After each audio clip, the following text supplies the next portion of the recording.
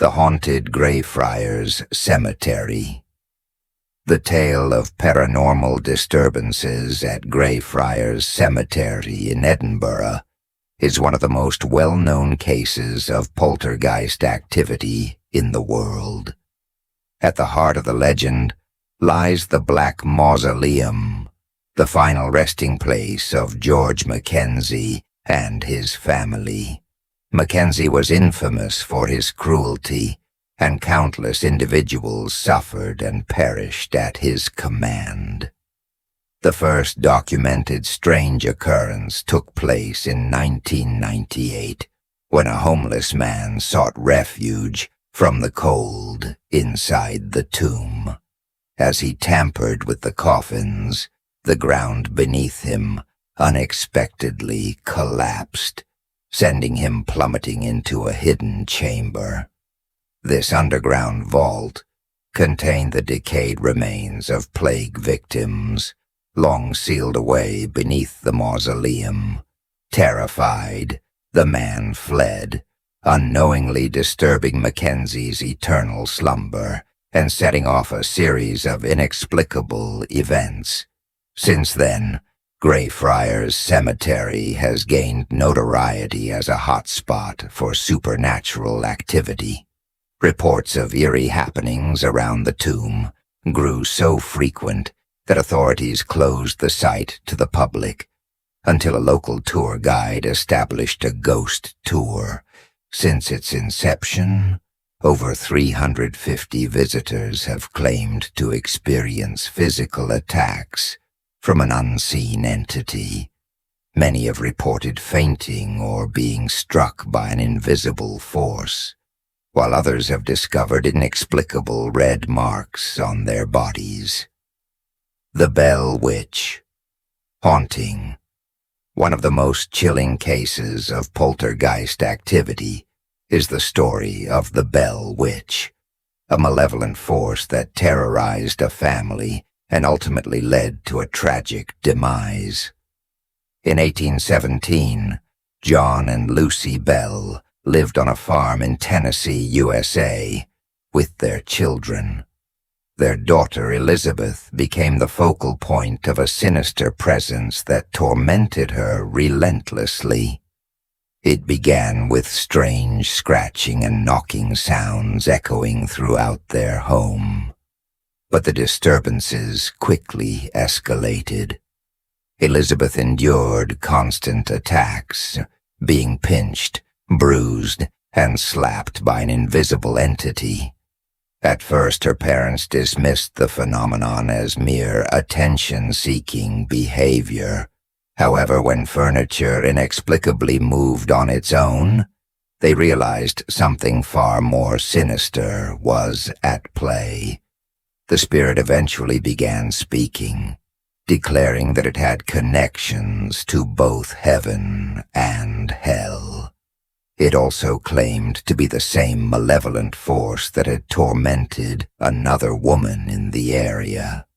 The family sought refuge for Elizabeth by sending her to live with a neighbor, but the entity followed, ensuring she never found peace. When she became engaged to a local man, the spirit maliciously revealed her most private secrets, leading to the abrupt end of her relationship. Meanwhile, John Bell's health deteriorated, and the poltergeist took credit for his suffering, vowing to torment him until his death. After 3 relentless years, John succumbed to his affliction. A mysterious vial was discovered in the family's medicine cabinet, and when tested on their cat, the animal convulsed and died instantly. The entity gleefully declared that it had poisoned John in his sleep. The disturbances subsided shortly after his death, but they were far from over.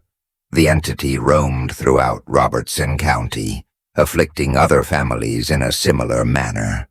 After 7 years of silence, it returned to continue its reign of terror. The Black Monk of Pontefract. In the 1970s, a small home in the English market town of Pontefract became the epicenter of one of Europe's most violent poltergeist hauntings. The Pritchard family, Joe, Jean, their son Philip, and daughter Diane, found themselves under siege by a spectral presence they nicknamed Fred. The entity's antics ranged from harmless pranks, such as moving objects and creating puddles, to more menacing behavior. It would chill entire rooms, snatch food, and smear strange substances on door handles. But the most disturbing incident occurred when 12-year-old Diane was suddenly dragged up the stairs by an unseen force. Her family rushed to her aid, only to find red handprints around her neck. The attacks escalated when Fred attempted to strangle her with an electrical cord. The haunting drew the attention of local authorities, psychics, and paranormal investigators. Even the mayor and the police paid a visit. One neighbor firmly believed in the entity's presence, claiming that Fred occasionally wandered into her house just to stare at her menacingly. Eventually, the Pritchard family abandoned the home, leaving its dark history behind. The South Shields Poltergeist. The town of South Shields in Tyne and Wear, England, became the setting for another chilling poltergeist case. In December 2005, a young couple and their 3-year-old child fell victim to a sinister presence in their home. This malevolent force moved furniture, slammed doors, and even manipulated the child's stuffed toys. One night, the mother awoke to a toy dog striking her in the back of the head. As she turned on the light, another stuffed animal flew toward her. Terrified, the couple hid under their blanket, only to feel an invisible force tugging at it. Moments later, the father screamed in agony as 13 deep scratches appeared on his back. Strangely, by morning, the wounds had completely vanished. The poltergeist escalated its eerie tactics by using children's toys as vessels for its sinister messages. It once hung a rocking horse from the ceiling and placed a stuffed rabbit in a chair, clutching a box cutter in its paws. The entity even wrote messages on the child's whiteboard and allegedly sent an untraceable text message that read, "You're dead." As the hauntings intensified, the family turned to paranormal researchers Mike Hallowell and Darren Ritson for help. The investigators confirmed the presence of an unknown force and later published a book detailing the haunting. However, the fate of the tormented family remains unknown. The Jaboticabal Poltergeist, one of Brazil's most notorious cases of poltergeist activity, occurred in 1965 when an 11-year-old girl named Maria Jose became the target of a relentless supernatural force. It began with bricks and stones inexplicably materializing inside her house, shattering windows and breaking furniture. Her family initially suspected the home itself was cursed and enlisted a priest to perform an exorcism. However, the ritual only seemed to enrage the entity, escalating the disturbances.